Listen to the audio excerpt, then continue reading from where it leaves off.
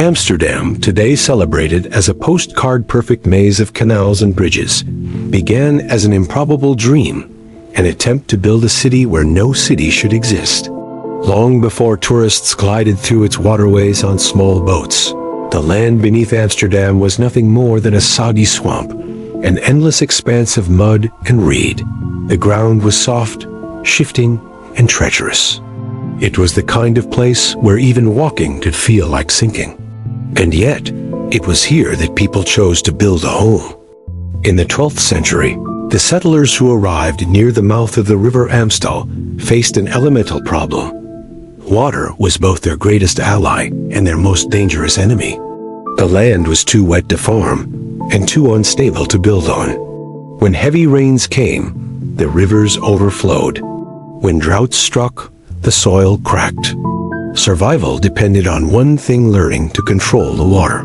The early Amsterdammers began digging ditches to drain the soil and hammering long wooden poles deep into the ground to hold up their houses.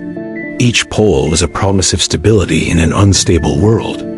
But draining the swamp had a cruel consequence. As the water disappeared, the land began to sink. The more they drained, the deeper they fell. To fight back, they built dikes, earth walls to keep the sea at bay, and finally, a dam across the river Amstel. That dam gave the settlement its name, Amsterdam, later shortened to Amsterdam. The people had found a way to stay afloat, but the struggle between land and water was far from over. What began as a fight for survival would soon become a story of invention, ambition, and a new kind of city, one that lived with water instead of against it. As Amsterdam grew, so did its problems. The population expanded beyond the small wooden houses that clung to the banks of the Amstel. More people meant more waste, more flooding, and more danger. The dikes that had once protected the city were no longer enough.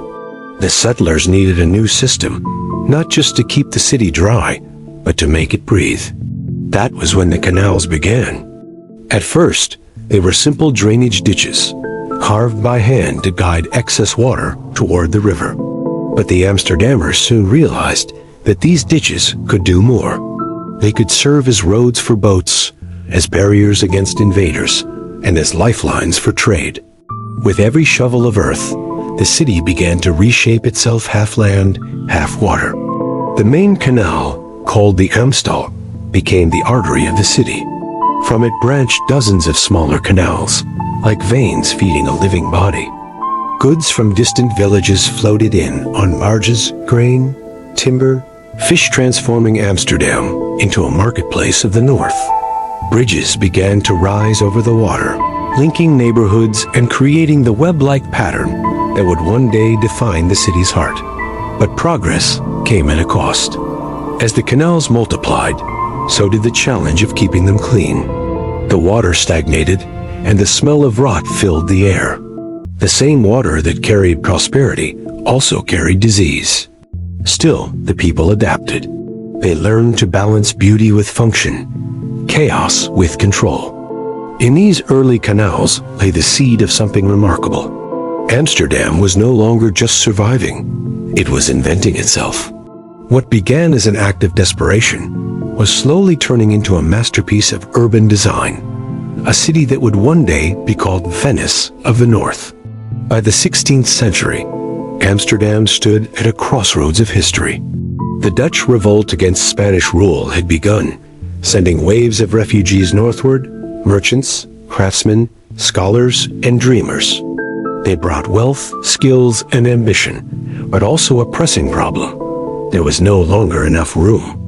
The medieval city, with its twisting alleys and chaotic growth, was bursting at the seams. Most cities in Europe grew like wild vines, creeping outward without order.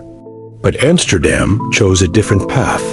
Its leaders decided that expansion would not be accidental, it would be designed. In 1613, they launched one of the most ambitious urban projects the world had ever seen: the construction of the Grachtengordel, the Great Canal Belt. The plan was brilliant in its simplicity. 3 grand canals, Herengracht, Keizersgracht, and Prinsengracht would curve outward from the old city center, forming elegant semicircles connected by smaller cross canals. The result was both practical and poetic, a city that managed water, traffic, and beauty all at once. But beneath the geometry lay a reflection of society. The outer districts, like Jordan, were built cheaply for laborers and immigrants, where narrow streets and small houses pressed together in dense rows. Closer to the center, along the great canals, rose the mansions of merchants, tall, narrow facades hiding deep storerooms filled with spices, silk, and silver from the east. In these years, Amsterdam became a world city, a center of trade, finance, and innovation. Ships from every ocean unloaded their cargo into its warehouses. The canals became the lifeblood of an empire that spanned continents. The swamp had become a stage for power. Yet, the city's beauty and order were not accidents of wealth alone. They were the direct result of design, born from necessity and perfected by vision. For a time, Amsterdam was the jewel of the world. Its canals glittered with the reflections of merchant houses and church towers. Its ports bustled with goods from Asia, Africa, and the Americas. Wealth poured in, and with it came art, science, and innovation. The city invented the modern stock market, pioneered street lighting, and built the world's largest city hall, a temple to reason and commerce. But beneath the grandeur, something was rotting. Literally, the same canals that carried wealth through the city also carried waste. There was no proper sewage system. Everything household garbage, animal carcasses, human waste, ended up in the water. The smell was unbearable in summer. The wealthy fled to country estates to escape the stench, while the poor were left behind to live among disease and decay. Foreign visitors wrote that Amsterdam was a beautiful maiden with a terrible breath. Pollution wasn't the only problem. The city that had once embraced freedom and innovation began to harden. The same social order that had shaped its canals now trapped its people in invisible boundaries.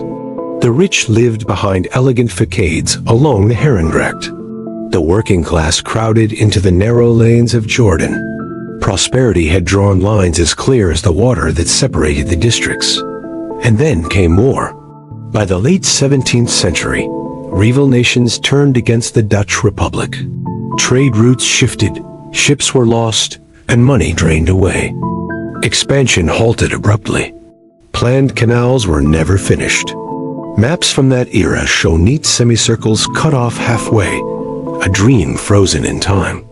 The water that once symbolized mastery now mirrored decline. Amsterdam's golden reflection began to fade, but beneath the surface, its spirit of resilience endured, waiting for another transformation. Centuries passed, and the city that once ruled the seas found itself quiet, almost forgotten.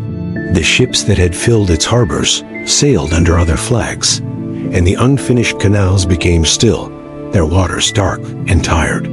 Yet Amsterdam never truly died. Beneath its sinking foundations, the same stubborn ingenuity that had built a city on mud continued to pulse. By the 19th century, new technologies began to change everything. Modern sanitation cleared the waterways that had long been open sewers. Engineers reinforced the wooden piles that held up entire neighborhoods. One by one, the canals came back to life, not as trade routes for empire, but as living arteries of the modern city. The air grew cleaner, trees were planted along the banks, and bridges became symbols of connection rather than separation. Today, Amsterdam's canals are not just relics of the past. They are the heart of its identity. Cyclists glide across arched bridges, houseboats line the water's edge, and visitors from every corner of the world marvel at the city's balance between nature and design. What was once an act of defiance against the swamp has become a model of coexistence. Modern urban planners often look to Amsterdam for inspiration. Its lessons are timeless. When faced with adversity, build wisely. When surrounded by water, learn to flow with it. The canals are more than infrastructure. They are philosophy carved in water.